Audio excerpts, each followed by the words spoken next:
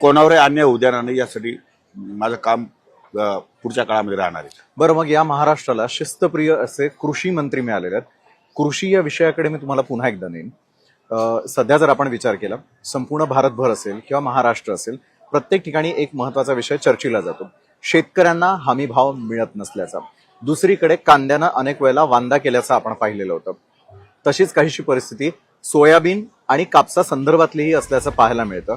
मग तरी देखील अद्यापपर्यंत यावरती तोडगा कधीपर्यंत निघणार आणि तोडगा निघण्यासाठी म्हणून तुम्ही कशा प्रकारचे प्रयत्न करताना दिसणार आहात?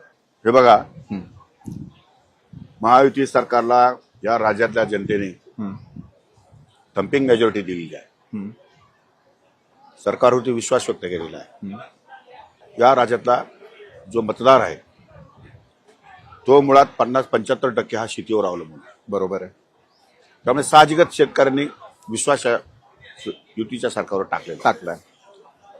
त्यामुळे युती सरकारच त्यांना शाश्वत असं काम देईल असं माझी या ठिकाणी खात्री आहे, विश्वास. तेव्हा येणाऱ्या काळामध्ये युती सरकारच्या माध्यमातून शेतकऱ्यांना स्थैर्य आणि प्रगती या दोन्ही गोष्टीकडे घेऊन जाण्यासाठी आम्ही प्रयत्नशील आहोत. बरं, मात्र आता कांद्याचा पट्टा म्हणूनही हा भाग जो आपला सगळा तो ओळखला जाताना दिसतो. कांद्यावरती असलेलं निर्यात शुल्क यावरती आता लवकरात लवकर तोडगा निघेल असं तुम्हाला वाटतं का? कारण लोकसभेमध्ये या सर्व गोष्टींचा म्हणजे खास करून शेतकरी जो मतदार आहे त्याचा फटका बसल्याचं स्वतः अजितदादांनी देखील मान्य केलं होतं. या संदर्भातली शेतकऱ्यांना त्याने वेळोवेळी माफी देखील मागितलेली होती आणि आता करून दाखवण्याची वेळ आलेली आहे.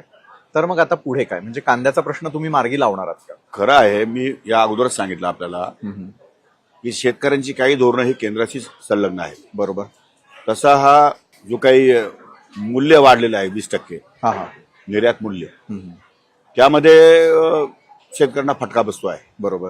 आणि निर्यात मूल्य कमी करण्याच्या संदर्भामध्ये नागपूर येथे झालेल्या अधिवेशनामध्ये अनेक आमदारांनी, नाशिक जिल्ह्यातल्याही दिलीपराव बनकर वगैरे या आमदारांनी तिथं परिस्थिती मांडलेली आहे की कांद्याचे भाव कसे कमी झाले, उत्पादन खर्च कसा वाढलेला आहे. त्यामुळे त्यावर चर्चा तर आमची भरपूर झालेली आहे. माननीय मुख्यमंत्री आणि उपमुख्यमंत्री केंद्राशी बोललेले आहेत. मी सुद्धा लवकरात लवकर केंद्रीय मंत्र्यांची भेट घेऊन या निर्यात मूल्याच्या संदर्भामध्ये चर्चा करणार आहे. बरोबर. पण एक महिना 15 दिवसामध्ये काही ना काहीतरी तोडगा निघेल. पण माणिकरावजी, महाराष्ट्रासारखं राज्य त्यामध्ये घेत असलेले तुम्ही निर्णय, त्या निर्णयांसाठी केंद्राचीही तितकीच मदत आवश्यक असते. केंद्र सरकारही सातत्यानं किंवा पंतप्रधान नरेंद्र मोदी स्वतः अनेक वेळेला शेतकऱ्यांच्या विषयी कळवळीनं बोलताना दिसतात. केंद्रातले महत्वाचे निर्णय राज्यात राबवण्यासाठी तुम्ही कशा प्रकारे कार्य करताना दिसाल आणि राज्यातील शेतकरी आणि केंद्र सरकारचे निर्णय याच्यातला दुवा तुम्ही कसे बनणार? तेच तर मी आपल्याला सांगतो आहे की मी या सगळ्या गोष्टीचं ग्रॉस माहिती घेणार आहे आणि त्यामध्ये सुधारणा सुचवणार आहे. बर. त्या सुधारणा सुचवून त्यामध्ये त्याच्यामधून एक वेगवेगळ्या प्रकारचे धोरणात्मक निर्णय कसे घेता येतील या संदर्भामध्ये मी केंद्राला ती माहिती देणार आहे. आणि केंद्राची संमती मिळाल्यानंतर राज्याची मुख्यमंत्री उपमुख्यमंत्र्यांबरोबर बसून त्यांच्यासमोरही हा प्रस्ताव ठेवणार आहे. कॅबिनेट समोर हा प्रस्ताव ठेवणार आहे. त्याला मान्यता मिळवणार आहे. गरज पडल्यास कायद्यात जर बदल करायचा असेल तर कायद्यातही बदल करण्यात येईल.